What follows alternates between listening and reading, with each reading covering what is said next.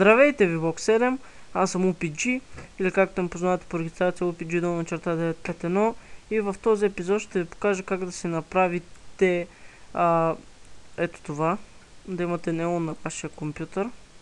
Така, за целта ви трябва тази програма. Ще има линк откъде да се изтеглите.